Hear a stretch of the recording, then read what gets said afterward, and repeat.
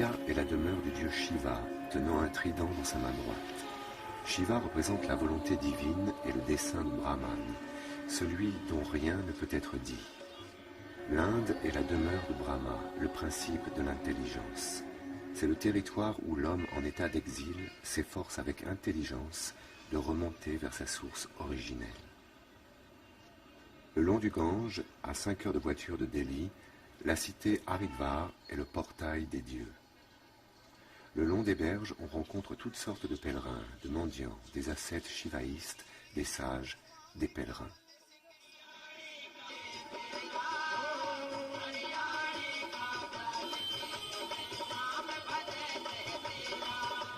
Pour le sage indien, le mental ordinaire est encombré de pensées qui se succèdent sans s'arrêter, comme des singes sautant d'un arbre à un autre, des singes tapageurs qui empêchent l'être de se trouver. Par le silence mental, le moine renonçant plonge en lui-même. Haridwar est une ville importante pour les sages et les sadhus. Cette ville est constamment alimentée par le flux et le reflux des pèlerins qui, depuis des siècles, se réunissent chaque jour sur les bords du Gange.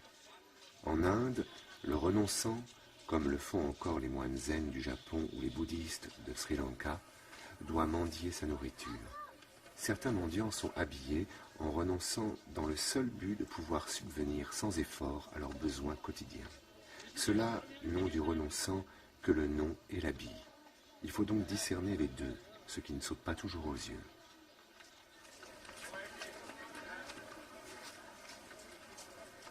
À l'origine, Haridwar est appelé Gangadvar dans le poème sacré le Mahabharata, ce qui signifie la porte du Gange. Ici se trouvent quelques temples d'une grande importance pour les hindous. C'est ici que les Devas, les dieux et les Asuras, les démons, étaient en perpétuel combat pour obtenir le nectar d'immortalité. Le résultat fut qu'ils finirent par en briser le pot et que le nectar tomba à 4 endroits aujourd'hui sacrés, dont Haridwar. Allô, Dieu, tu es là? Réponds-moi, s'il te plaît, réponds-moi, Dieu. Nombreux sont les temples et les ashrams à Haridwar, et chacun doit faire sa propre quête selon ses aspirations et son karma. Mais à travers les formes infinies de la divinité, c'est Brahman, le Dieu unique qui est toujours adoré. On sait que toute la structure éthérique et spirituelle d'une région a son reflet dans l'homme et inversement. On a situé dans l'Inde, le long du Gange, et dans l'homme, 7 centres d'énergie appelés chakras. Une ville a aussi ses propres centres, de même qu'un fleuve.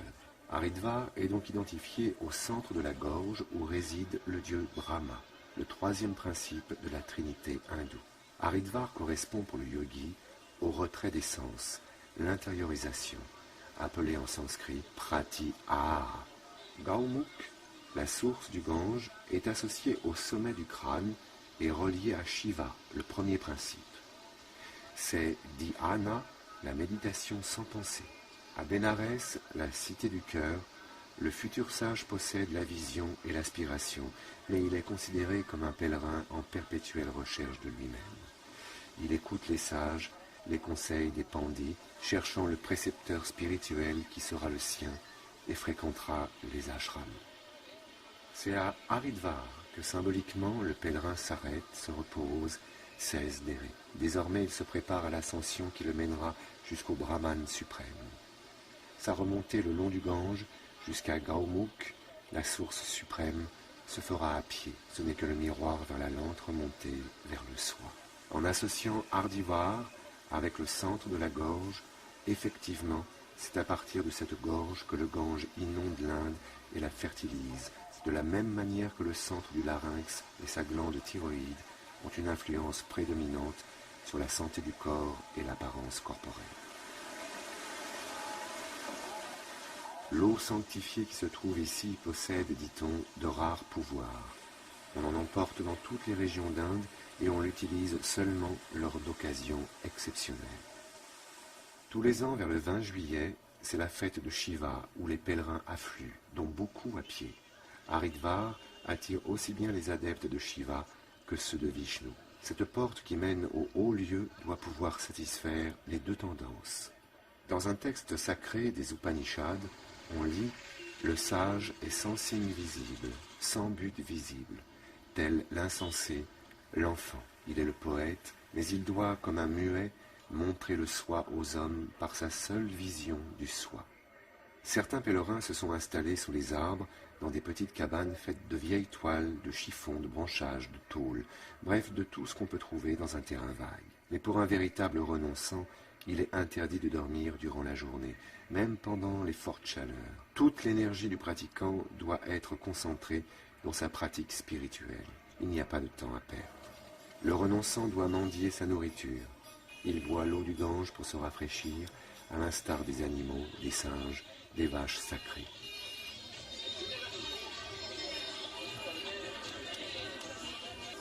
Le renonçant se désaltère au Gange qui symbolise qu'il s'intériorise, qu'il est un chercheur spirituel qui se rafraîchit au soi.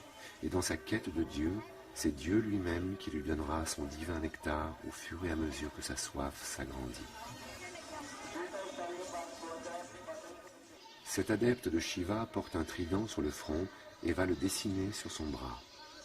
Après un bain d'eau glacée, chacun, avant de faire sa méditation ou tout autre travail spirituel, applique sur son front et parfois sur le corps la marque de sa foi. Cette marque se nomme tilak. Ce rite est le vestige d'un acte occulte consistant à éveiller le Shakti, qui est l'énergie divine, au moyen du toucher et de la récitation du mantra. On éveille ainsi les forces qui demeurent dans certaines parties du corps, transformant le grossier en subtil.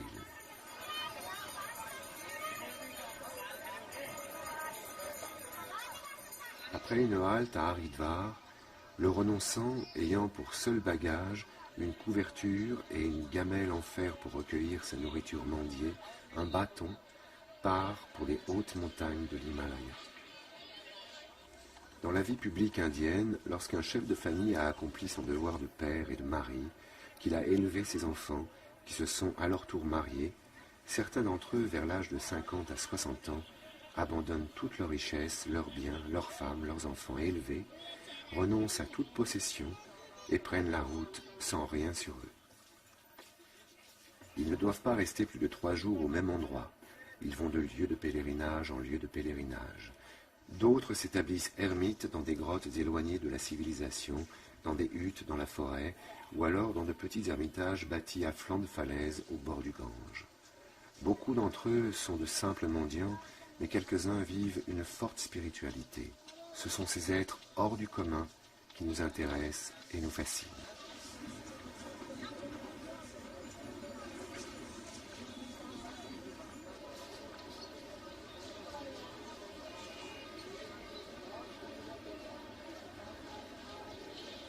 Les ermites, les sadhus, les sannyasins, les renonçants, les sages sont tous des vocables pour désigner ces hommes de lumière qui ont quitté leur vie terrestre pour aller dans cette vie au ciel qui est déjà sur cette terre. Ce ciel est à l'intérieur de chacun de nous. C'est à la source du Gange qu'ils font le voyage à la recherche de leur propre source divine. La difficulté de ce film est de montrer l'intériorité de cet homme presque banal que l'on croit fou pour avoir tout quitté de leur vie passée, aisée ou non. Certains d'entre eux, à l'intérieur d'eux-mêmes, sont baignés d'une lumière que le profane juge inimaginable ou inexistante. Si les yeux sont le miroir de l'âme, alors nous voyons dans les yeux de ces hommes des milliers de soleils tournoyés dans leur regard malicieux. Avant d'en arriver à la libération finale, les renonçants peuvent avoir et ont souvent de rudes épreuves à franchir.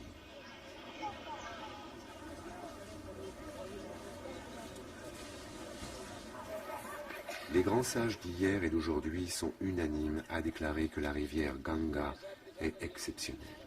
Son eau possède un véritable pouvoir purificateur et même libérateur. Pas étonnant donc que le pèlerinage le plus difficile soit le fameux Ganga Pradakshina. Celui-ci consiste à longer la rive gauche du Gange depuis sa source à Gaumukh dans les Himalayas jusqu'à son embouchure dans le golfe du Bengale et à retourner ensuite à la source en longeant la rive droite. Si l'on a pu éviter les crocs des tigres, le poison du cobra, les fièvres et les maladies diverses, les fatigues et autres épreuves naturelles de la route, et à pied bien sûr, on aura cheminé un minimum de 6 années pour faire l'aller et le retour. Seuls quelques ascètes et sadhus entreprennent de nos jours ce périlleux pèlerinage. La plupart vont jusqu'à la source du Gange, car là se trouve le germe de ce que vient chercher tout dévot, c'est-à-dire la vacuité, la perception du divin et au final l'illumination. Selon l'ancien moine chrétien Henri le Sceau, devenu moine renonçant ou sannyasi, l'Inde est particulièrement favorisée. Entre tous les peuples de la terre, l'Inde semble avoir reçu de la divine providence une mission privilégiée. Il semble qu'un message lui a été confié, un message à porter dans le monde et à proclamer au travers des temps. Témoignages et messages qui portent sur la primauté du mystère de Dieu par rapport au mystère du créé, sur la valeur unique de ce qui ne passe pas, l'éternel, le spirituel, la vie au-dedans, témoignages et messages surgis en son fond d'une expérience unique du suprême. La grâce de l'Inde est essentiellement une grâce d'intériorisation conduisant à l'unité. En effet, l'Inde est le lieu des racines, le berceau des premiers balbutiements.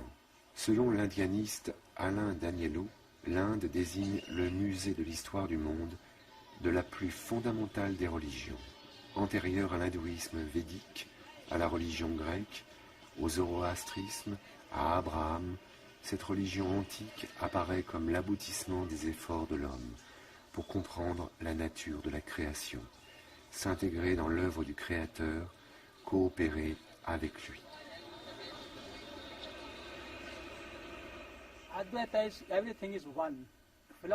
Tout ne fait qu'un. Les philosophes ont dit que tout ne faisait qu'un. Le deux n'existe pas.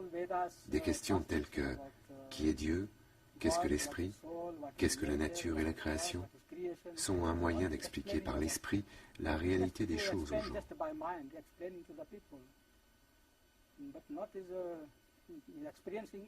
Il n'est pas question d'illumination, mais il est impossible d'expérimenter cela. Il s'agit donc d'ouvrir son esprit afin de comprendre cette philosophie. Je suis un yogi et en tant que tel, je guide le peuple vers Rivantas. Pour un yogi, Rivantas n'est pas suffisant. Je ne sais pas ce qu'il en est des autres, mais en ce qui me concerne, il ne suffit pas simplement de lire des livres. Sur la route de Gangotri, dans la source du Gange, de nombreux renonçants sont en chemin. Dans la marche spirituelle vers Dieu, la route est longue et semée d'embûches, d'obstacles de toutes sortes. Parfois, il s'agit de découragement, du manque de foi, du manque d'abandon à Dieu. Parfois, ce sont les conditions extérieures qui sont des obstacles, comme le froid, la faim, le manque de nourriture, parfois l'excès de nourriture. Les animaux sauvages, les précipices des montagnes, les moustiques, sont autant d'ennemis pour l'ascète qui, dans sa contemplation, le détourne de sa concentration.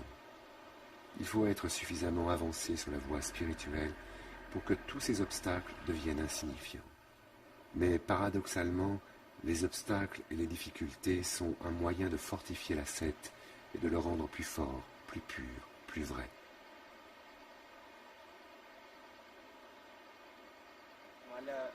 L'Himalaya est l'endroit idéal pour la méditation. Si vous êtes ici pour méditer, alors il n'existe pas de meilleur endroit qu'ici. Ici, ce n'est pas Bombay, Delhi ou Godha. Si vous recherchez différents plaisirs, différents buts, alors il y a de nombreux palais. Mais si vous aimez méditer, alors seul l'Himalaya convient. On est beaucoup plus ouvert à la méditation à 4 heures du matin, car il n'y a pas d'interférence due aux énergies du soleil, de la lune et des étoiles. Vous entrez en contact direct avec le ciel et vous acquérez une meilleure connaissance. Puis le vent se réveille et vous apaise. Puis vient le feu et vous êtes prêt pour votre journée de travail. À la fin de la journée, vous êtes détendu et appréciez et profitez d'un moment en famille. La méditation devient une obligation pour le bien-être de tous, car la connaissance qu'apporte le ciel nourrit l'esprit.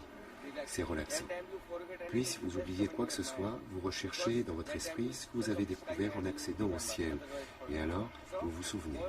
Sinon, on l'oublie. 1 heure de méditation le matin, puis 1 heure le soir, deviennent une obligation pour que chacun s'ouvre au ciel.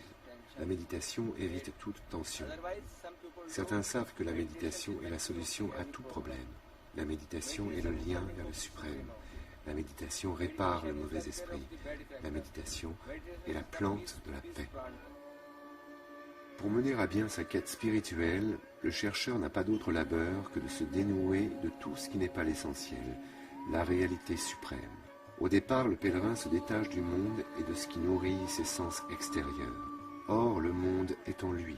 Le voici donc obligé d'œuvrer au-dedans, de passer nécessairement par l'épreuve du feu consumant. En dernier lieu, il lui faut abandonner tous les viatiques qui ont pu le nourrir et l'aider durant sa route. Mu par l'esprit, les signes ne lui sont plus nécessaires alors qu'ils étaient des adjuvants précieux durant son apprentissage et sa maturation.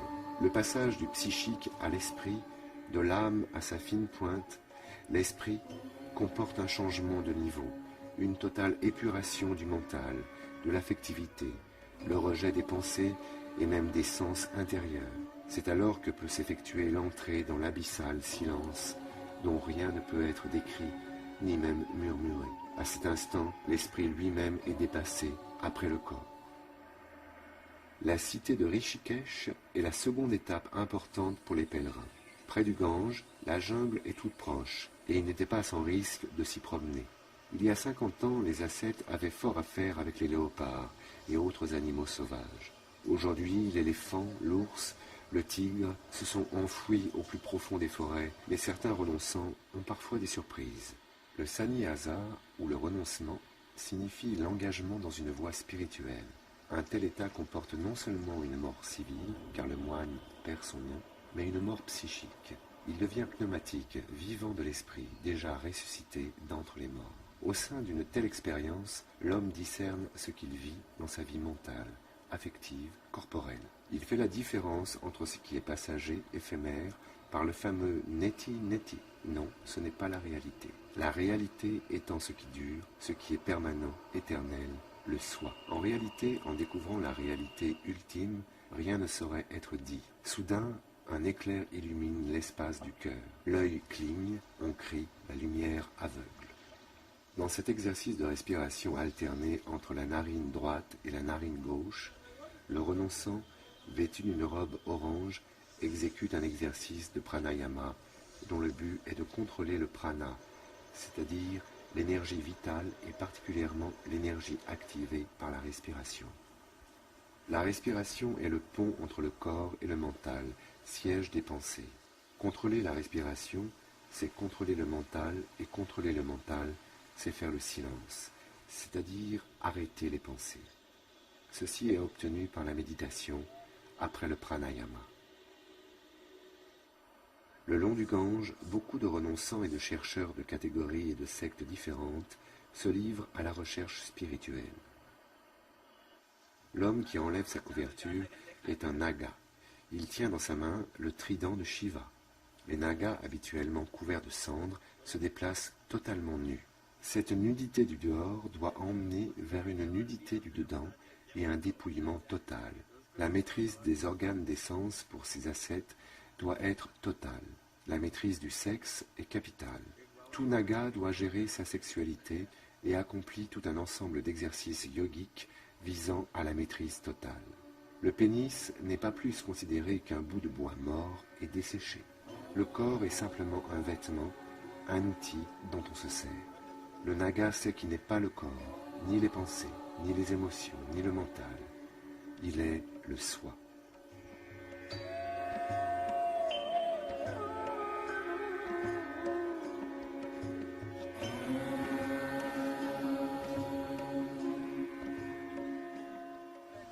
Om Namo Narayana.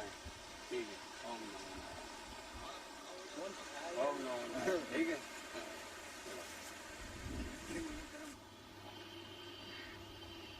Right now, after he's come here, make meditation, yoga, itself very nice man.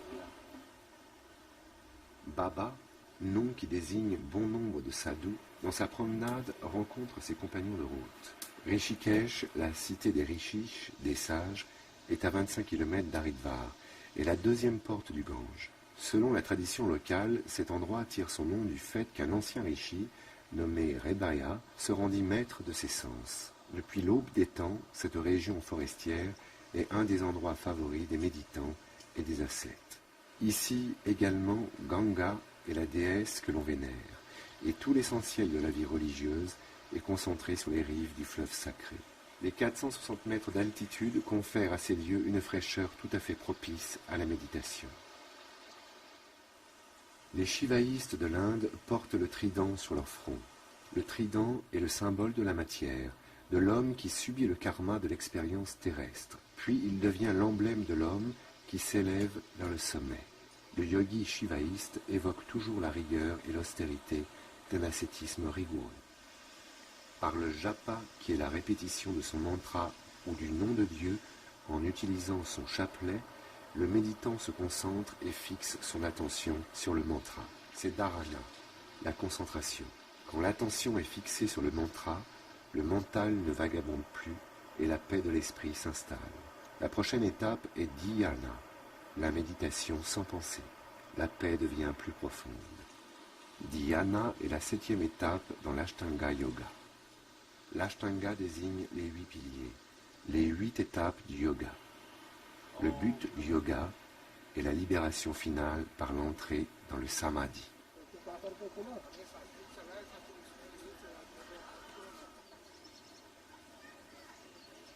Le renonçant a fait vœu de chasteté. Il renonce à avoir des désirs sexuels et à toute forme de sexualité.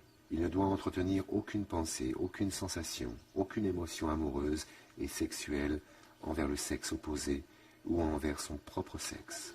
La femme ne doit pas le troubler dans sa quête du divin. Il doit avancer ne regardant ni derrière lui, ni devant lui. Il est et vit dans l'instant présent.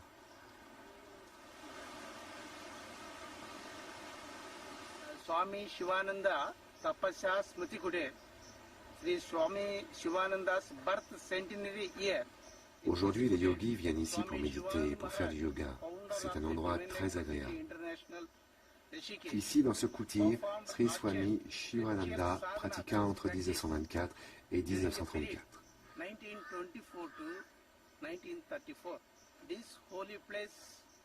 Cet endroit est aujourd'hui un lieu de pèlerinage pour ses nombreux adeptes et yogis.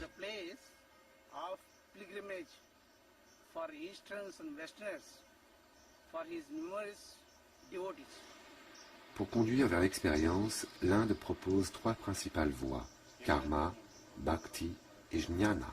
La pratique du yoga et de l'ascèse se rattache à la voie du karma. Ces techniques tendent à le libérer en le rendant plus perméable à l'inspiration de l'esprit. La seconde voie de la bhakti, qui est celle de la dévotion, se rapproche étroitement de la tradition chrétienne. L'absolu est personnalité et le bhakta, le dévot, lui rend hommage par la prière, le culte, les chants, la musique. Qu'il s'intériorise, il abandonnera toute réflexion sur les attributs de Dieu et deviendra comparable à un regard. Par ce regard, le regardant disparaît progressivement dans le regarder. À la dévotion de son bhakta, le Seigneur appelé Bhagavan répond par son propre amour. Il comble l'amour par sa grâce et finalement s'identifie à son fidèle. En consacrant son attention sur l'unique, en lui prodiguant son amour, l'ascète s'oublie lui-même. En s'effaçant, il perd sa volonté propre au profit de la volonté divine. Le soi libéré de ses limitations par sa fusion à la volonté absolue a recouvré sa nature infinie.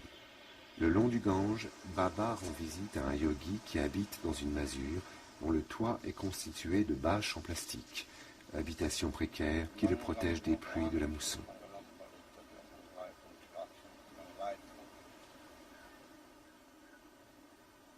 Dans le Hatha Yoga, par les asanas, les postures, le pratiquant, en se rendant maître de son corps, se rend maître de son mental.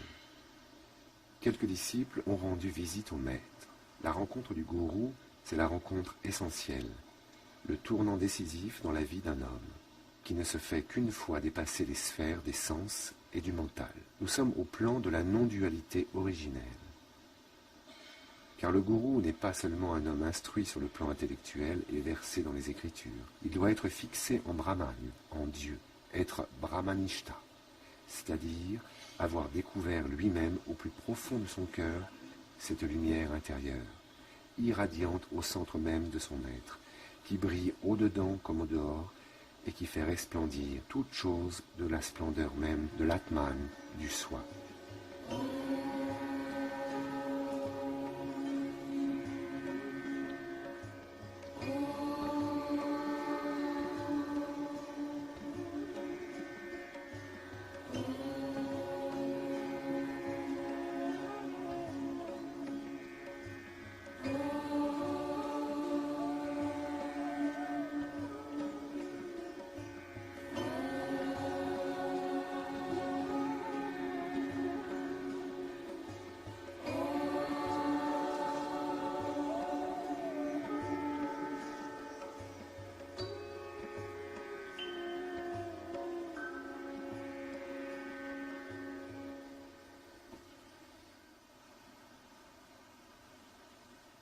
qui a atteint le silence, comment lui serait-il possible de le savoir?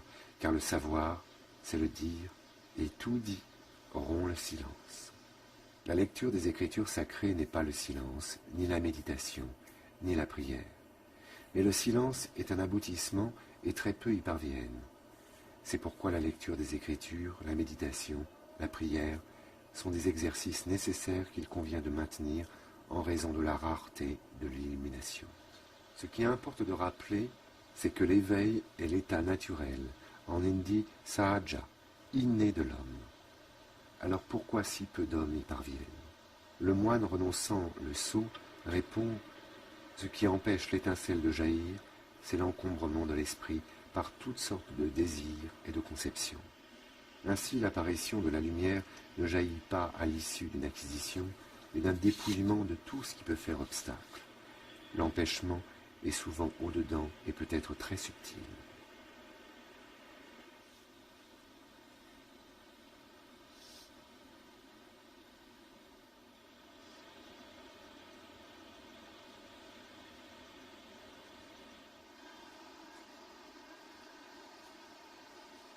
Les originalités des hommes correspondent aux couleurs des fleurs, à leur parfum, aux différents chants des oiseaux. Et c'est là un merveilleux concert. Or, l'important pour l'homme, c'est d'être relié à son intériorité, son soi, à son royaume, à son centre de lumière et d'amour. Tant que l'homme vit dans la manifestation, dans la dualité, il ne répond ni à son destin d'homme, ni à sa vocation propre. Et ce qu'on appelle monde désigne ce qui est séparé, non relié, ce qui n'a pas encore enduré sa source.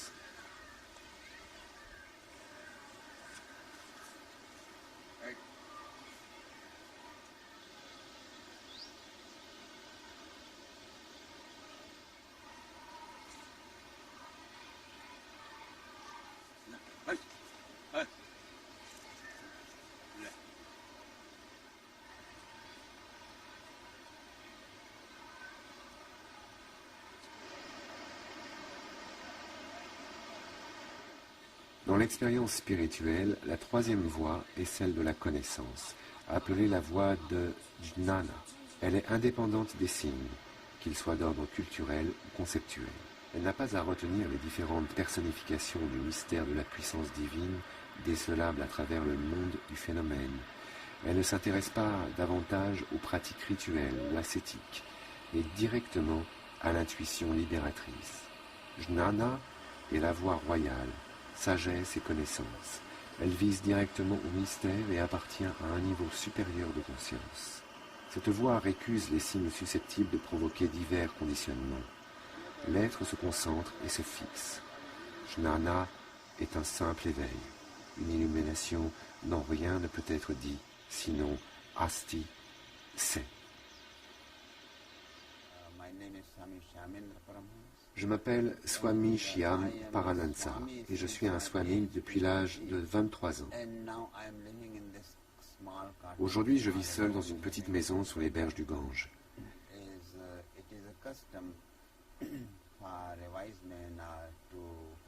Les mages, ainsi que ceux recherchant une élévation spirituelle, ont pour coutume de vivre sur les berges du Gange, à proximité, là où les vibrations sont les plus intenses. Cet endroit étant considéré comme très fertile pour l'évolution spirituelle, c'est pour cela que je reste si près du Gange. De plus, j'aime et je connais l'histoire de ce fleuve. Le Gange est aussi le portail de l'Himalaya et est considéré comme la frontière du mage, des yogis terriens et des yogis célestes. Il y a très peu de montagnes dans le monde comme celle-ci.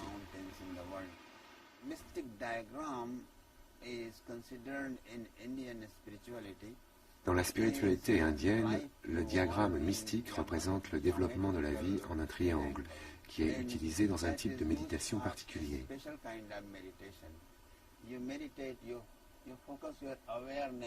Vous méditez en prenant conscience de la présence du point rouge. Puis un mantra spécifique. Il y a plusieurs types de diagrammes mystiques et chacun possède différents mantras. Votre conscience se connecte à ce diagramme par le biais du mantra. Puis subitement, vous prenez conscience que quelque chose commence à changer en vous.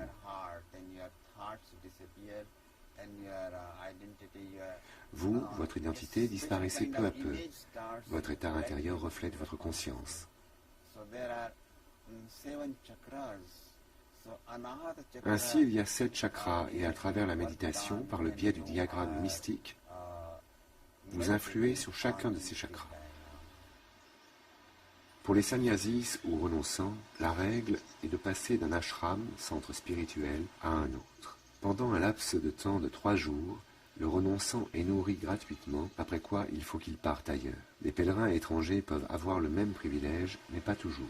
Pendant les 4 mois de la saison des pluies, beaucoup de sannyasis déménagent pour revenir à la belle saison, à cause des conditions difficiles, comme la malaria, les serpents qui sortent de leurs trous gorgés d'eau.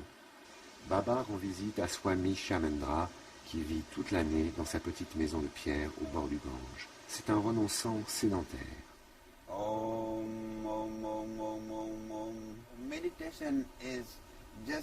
La méditation est une relaxation, et à travers cette relaxation, vous vous élevez au-dessus de votre identité blessée.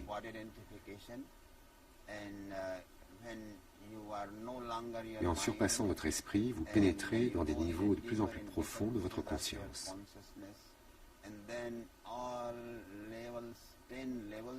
À ce moment-là, vous surpassez votre conscience et vous vous trouvez dans un état éternel. Vous devenez vous-même éternel, vous êtes hors d'haleine, vous êtes apaisé.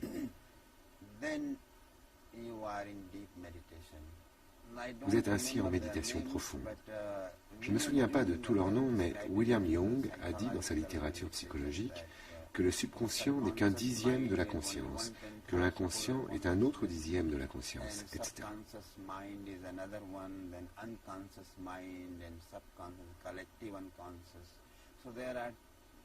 Ainsi, il y a 10 niveaux différents dans la conscience et ils doivent être surpassés. Les obstacles ne sont que calamités naturelles.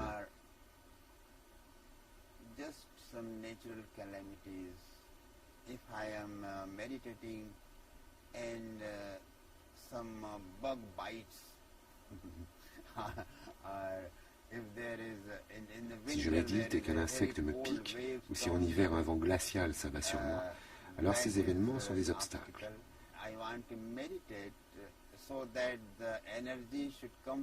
Je voudrais méditer de sorte que l'énergie vienne de l'intérieur, mais je dois tirer mon énergie de la nourriture. Je dois manger, et la nourriture devient par là même un obstacle.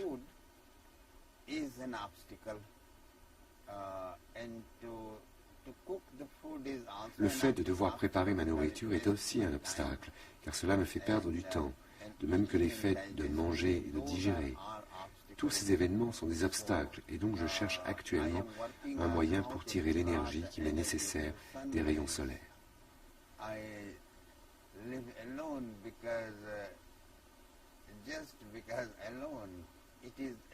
Je vis seul car la solitude permet de prendre conscience de soi ainsi que de l'unanimité qui existe entre soi et l'univers.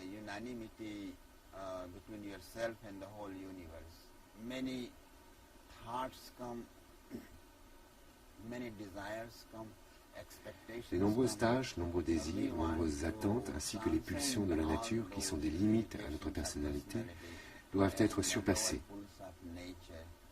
So when you are alone, you are relaxed.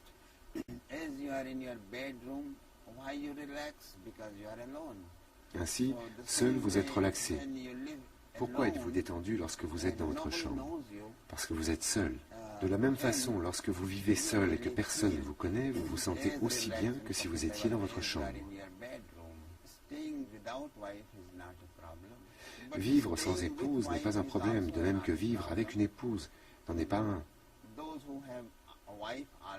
Ceux qui sont mariés ont décidé de l'être et c'est leur choix. Si vous voulez vous marier, vous pouvez vous marier.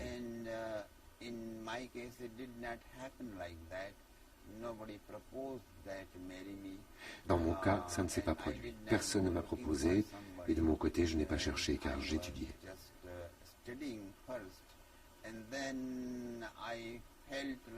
Puis j'ai pensé que tout était futile et que la vie n'avait aucun sens, à moins qu'on y gagne autre chose qu'une forme de routine.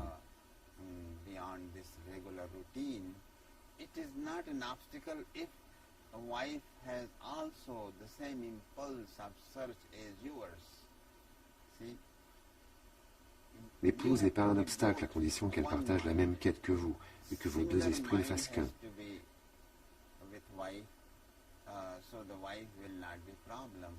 If somebody would have come and proposed me that I also want to attain the true self. Si quelqu'un était venu dire « Je veux aussi atteindre le véritable moi » ou méditer et ne faire qu'un avec l'univers, j'aime méditer et demeurer relaxé et je veux t'épouser, peut-être aurais-je considéré la chose. Mais comme personne ne me l'a proposé, j'ai continué comme j'ai pu et voilà toute l'histoire.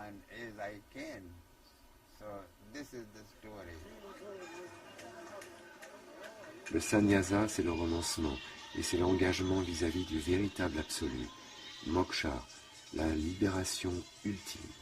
La profession monastique retire le chrétien du monde, mais le lie plus étroitement encore à l'Église, passer d'un joug à un autre.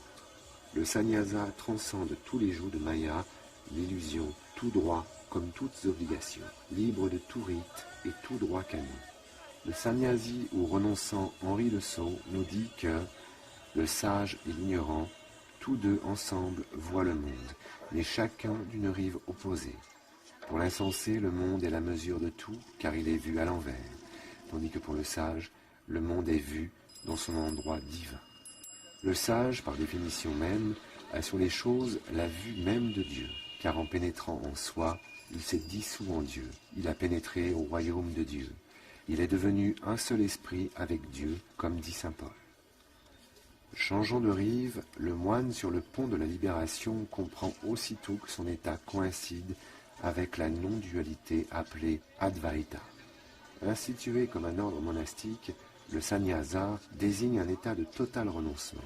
Chez l'Avaduta, le dépouillement n'est pas moindre, mais la lumière intérieure est telle que l'homme en qui cette lumière se réalise ne saurait se soumettre à une quelconque obligation sociale ou religieuse.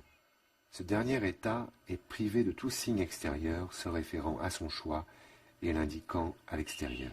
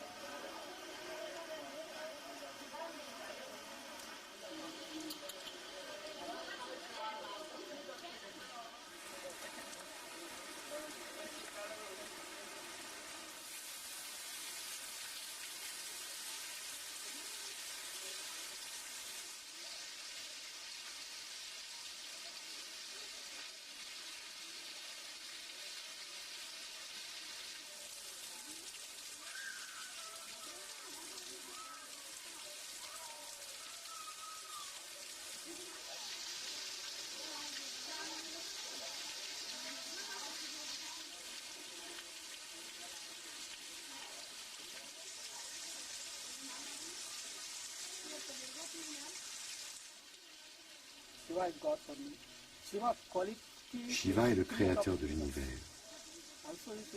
La représentation de Shiva est aussi le symbole de la grandeur de l'univers avec le soleil, la lune, les étoiles et toute autre forme d'énergie.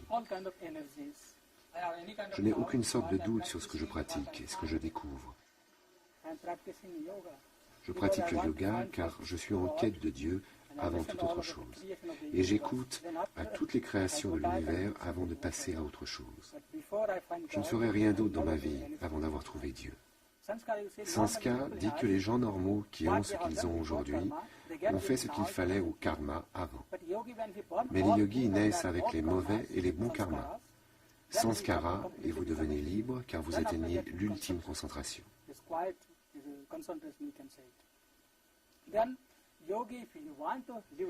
Et si le yogi veut vivre une longue vie, alors pour cela il doit créer plus de désir au fond de lui-même. En quelques jours seulement, il quittera son corps. Sans désir, le corps n'évolue pas dans le monde. Par conséquent, le désir est très important pour la réincarnation.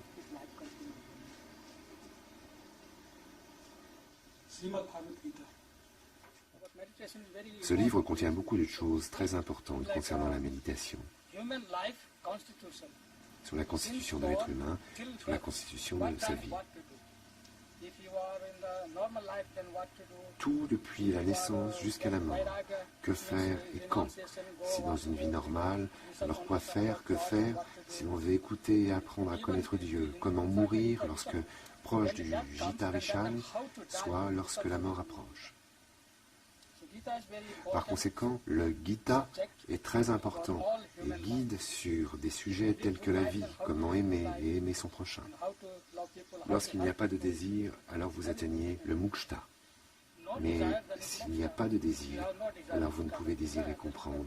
Or, c'est le plus important. Qu'est-ce que la vie? Quand sommes-nous nés? Où sommes-nous nés? Comment sommes-nous nés?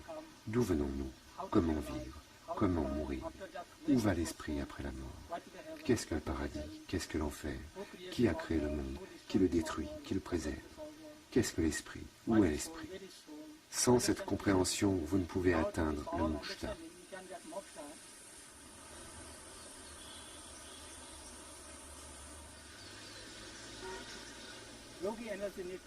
L'énergie du yogi doit s'élever, la sexualité doit disparaître et il est ainsi nécessaire d'être fermé à tout ce qui concerne la sexualité. Si vous voulez devenir yogi et rechercher Dieu, vous devez cesser toute sexualité. C'est comme envoyer une fusée sur la Lune. Si vous êtes sexuellement éveillé de l'intérieur, c'est comme une pile pour le Kundalini. Cela peut l'envoyer sur la Lune.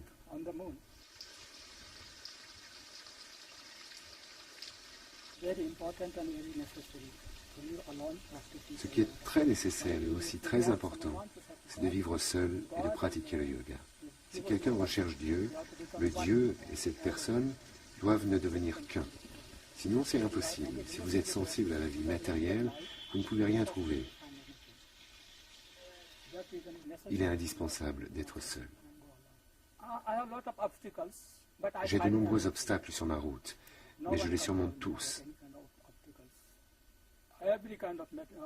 Personne ne m'arrête ou ne me contrôle.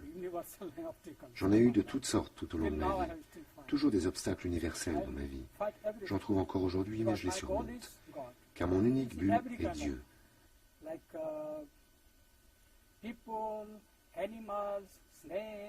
Par exemple, des gens, des animaux, des serpents, des tigres, des éléphants, ou des gens gentils, des gens méchants, toutes sortes de gens.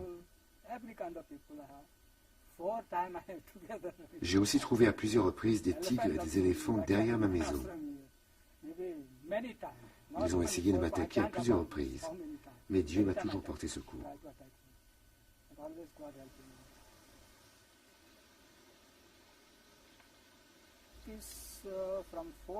Je médite de 4 heures jusqu'à 8 ou 9 heures du matin.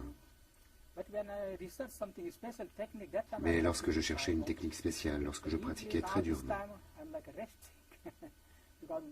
aujourd'hui, je me repose à cette heure-là car je peux dire que cela fait 40 ans que je pratique et que j'ai souffert pour atteindre mon but, mais que j'y suis parvenu. Je ressens les choses auxquelles je pense, que je recherche ou sur lesquelles je me questionne. Toutes les réponses me sont données par Dieu.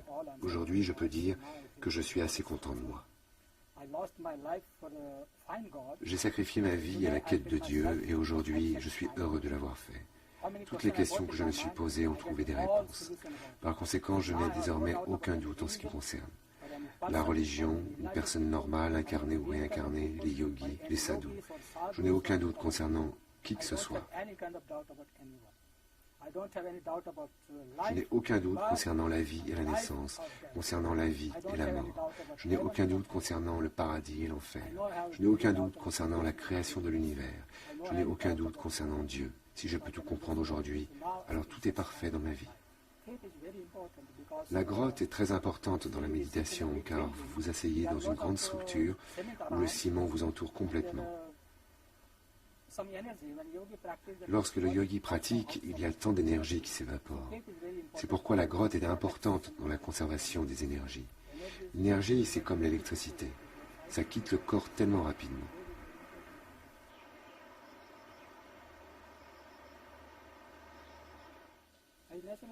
Je commence par bouger le Brahman de l'intérieur. Lorsque le Brahman bouge en moi, cela signifie que je suis en méditation spéciale. Le corps commence à bouger, se purifie de l'intérieur.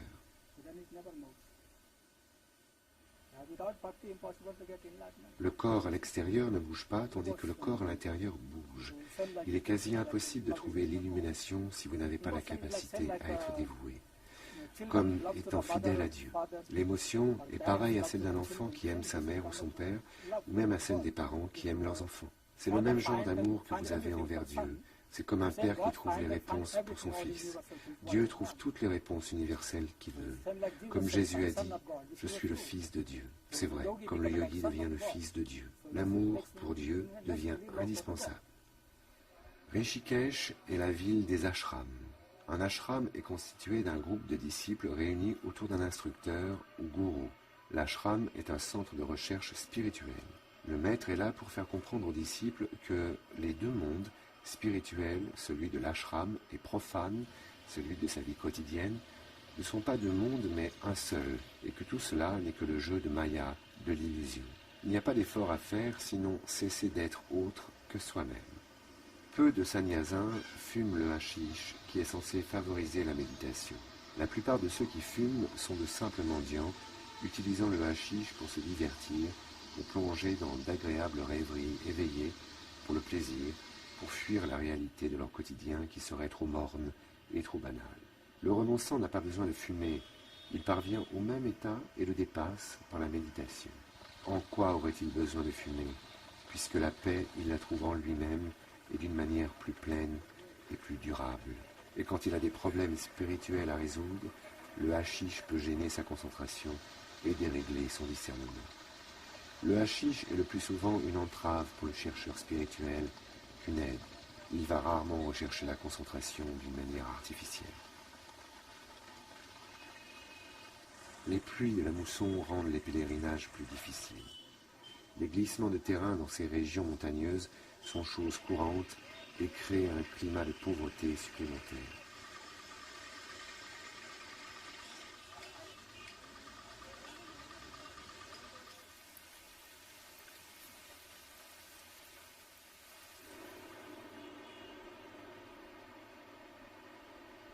Les villageois voient passer beaucoup de renonçants cheminant pour Gangotri. Les sannyasis profitent de l'arrêt de la pluie lancinante et fatigante pour prendre un peu de repos. Se sentir étranger dans un lieu favorise l'intériorité. Rompre avec des habitudes, monastiques ou non, vivre dans des grottes en changer, ne jamais avoir une habitation stable engendre le détachement à l'égard de la recherche de l'essentiel. Il y a peu de femmes sannyasis qui ont pris la robe du renoncement.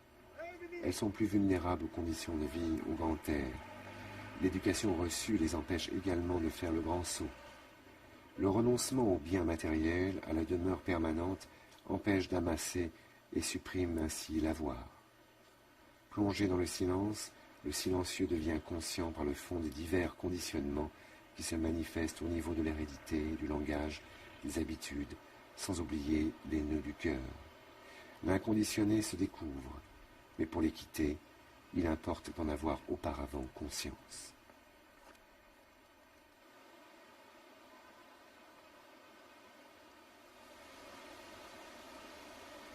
À cet endroit, le Gange est devenu un torrent. Les ablutions dans le Gange enlèvent toutes les fautes si le pèlerin a l'état d'esprit nécessaire. Mais attention, dit une tradition populaire, il faut être d'une parfaite vigilance après son bain, car les péchés se posent en embuscade sur les arbres de la berge, et lorsqu'un homme sort de l'eau, il lui saute sur les épaules. L'ascète est embarqué dans une aventure, celle du silence et de la solitude. Soudain, la pauvreté de la vie pénètre en lui comme par osmose. Il comprend que l'extérieur et l'intérieur ne font qu'un, et que cette unité se réalise dans une double dimension unique. Un sage disait à quelqu'un qui avait revêtu la robe orange du renonçant. « Ah ah, le corps a pris la livrée du sannyasi, est-ce que le cœur en a fait autant ? Le vêtement choisi par le sannyasi n'est pas pour lui, mais pour les autres. Certains, comme ce renonçant, abandonnent même la robe orange. L'habit de sannyasi condamne à l'abîme de la solitude. Le renonçant n'a pas à converser sur les choses du dehors. Avant de l'atteindre, les vagues de la mer du monde se brisent dans l'écume, à ses pieds. Quant aux choses du dedans, qu'en dirait-il ? Il parlerait dans le vide, faute d'oreilles attentives. Par sa vie, le moine donne un enseignement et aussi par son regard fixé sur l'intérieur. Sur la route de la recherche spirituelle, certains sadhus restent prisonniers de l'illusion par les filets du hashish. Le hashish réduit le désir sexuel. Le renonçant, au contraire, utilise toute son énergie sexuelle qu'il tente de canaliser vers la concentration et s'en sert comme un tremplin pour aller au-delà.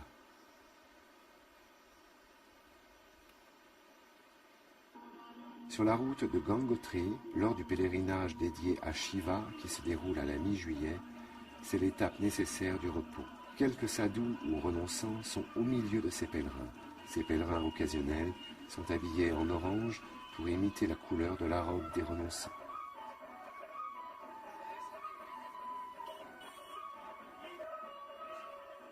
Sous des tentes aménagées pour la circonstance, on mange, on se détend. Cet ascète reste en permanence debout sur un seul pied. Il trouve un peu de repos avec son dispositif de corde pour le soutenir et alléger la pression constante sur l'autre pied. Cet autel dédié à Shiva permet aux pèlerins de lui offrir ses offrandes et de trouver suffisamment de force pour terminer le pèlerinage. L'amitié, la foi et un petit remontant comme une pipe de hashish redonneront les forces nécessaires pour repartir. Les pèlerins marchent de 30 à 40 km par jour. Ils passent la nuit dans cette aire de repos pour repartir très tôt le matin. Durant l'étape, on en profite pour laver son seul vêtement de pèlerinage et pour se rafraîchir dans les torrents. Certains font plus de 400 km avant de parvenir à Gangotri, avec comme bagage une petite besace où se trouve une gourde vide pour la remplir de l'eau sacrée du Gange.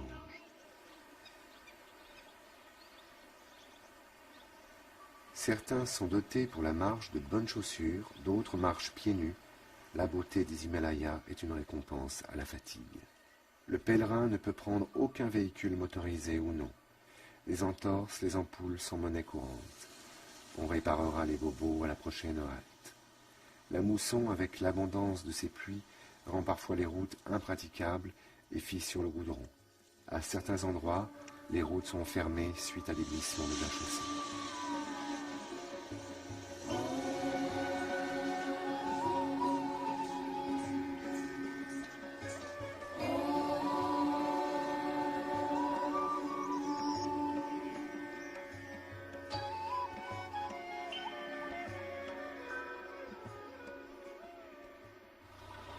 La toilette aussi est un moment de détente dans cette randonnée spirituelle sportive. La pluie ralentit toujours la progression. La mousson dure plusieurs mois et affaiblit les populations pauvres de l'Himalaya.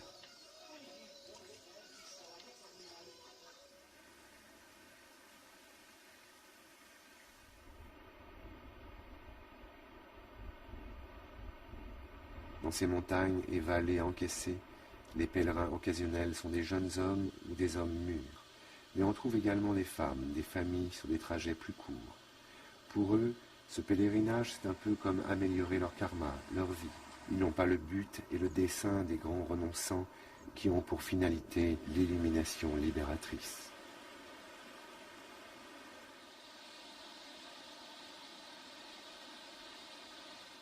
Arrivé à Gangotri, le Gange est un torrent impétueux. Ce renonçant va rester sous cet abri de cette habitation du village de Gangotri quelques heures seulement avant de repartir. Toute lecture des écritures sacrées exige une préparation, sinon le texte resterait scellé. La première condition est celle de la foi. Et qu'est-ce que la foi sinon ce sens intérieur qui fait pénétrer obscurément l'esprit dans les profondeurs de soi? C'est une foi dont la flamme intérieure sera allumée au feu d'une expérience profonde. Un lecteur des Écritures dépourvu d'expérience peut les transmettre à autrui. Il lui suffit de répéter les paroles. Et celui qui les écoute les recevra comme un savoir d'école et rien ne sera modifié en lui. Seul peut transmettre l'expérience l'homme qui l'a lui-même faite. On pourrait le comparer à celui qui, ayant reçu la brûlure du soleil, aurait un teint hâlé. Et ceux qui le verraient diraient à son propos « Voici quelqu'un qui a fait l'expérience du soleil ». Les Upanishads, textes sacrés hindous, précisent que rien de ce qui est créé ne peut atteindre au non créé. C'est pourquoi il vient un moment où les écritures pourront être abandonnées. D'où cet Upanishad lit, étudie et sans cesse médite les écritures. Cependant, une fois que la lumière a brillé au-dedans de toi, laisse-les tomber comme on laisse tomber le brandon qui a servi à allumer le feu.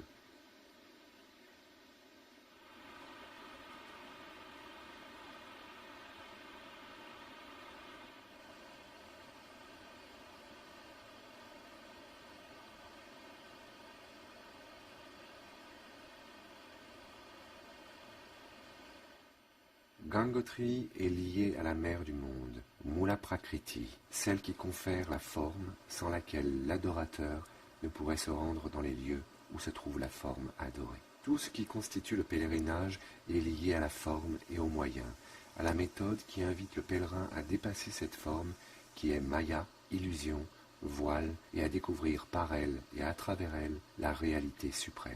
La mère donne le véhicule physique et la force de parcourir le sentier.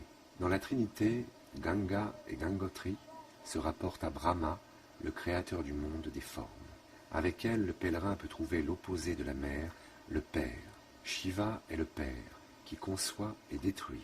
C'est le pouvoir de la volonté qui agit à travers la forme intelligente. De cette union à deux pôles, entraînant le problème de l'illusion, Maya, du haut et bas, positif, négatif, chaud, froid, heureux, malheureux, naît un fils héritier de la volonté du Père et de l'intelligence de la mère. C'est lui qui agit, œuvre dans le monde avec amour, dont il représente le principe. Ce fils, c'est Vishnu, le conservateur et le principe de la conscience. Le vrai pèlerin est ce fils prodigue qui désormais s'efforce de retourner à la maison du Père, nommé Parabrahman, manifestant son intelligence à Gangotri. La plupart de ces sadhus qui mendient ne sont en réalité que de simples mendiants, profitant du statut de renonçant pour se la couler douce, vivre aux frais de la collectivité. Il y a des jours, cela rapporte bien.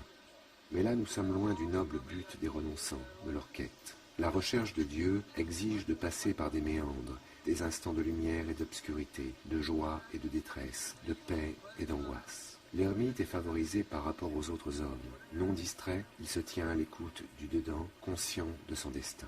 Henri Le Sceau peut écrire « Tu es plus profond et plus réel que tout ce que tu peux percevoir, imaginer ou concevoir. Tant que tu te perçois ou que tu te conçois, tu n'es pas encore atteint. Tu vis en la superficie de toi. » Le moksha, la délivrance, c'est d'atteindre le centre de toi. C'est le mystère de Dieu. Le ciel est au fond de ton cœur. Ciel n'était qu'une façon de te faire comprendre que tu es toi-même, au-delà de toi-même, ineffablement. Les renonçants vivent pour certains dans un ashram ou alors dans des grottes isolées aux alentours. Ils descendent parfois au village pour mendier de la nourriture ou acheter du thé ou autre bien nécessaire. Cela sous le regard des villageois qui leur vouent un grand respect.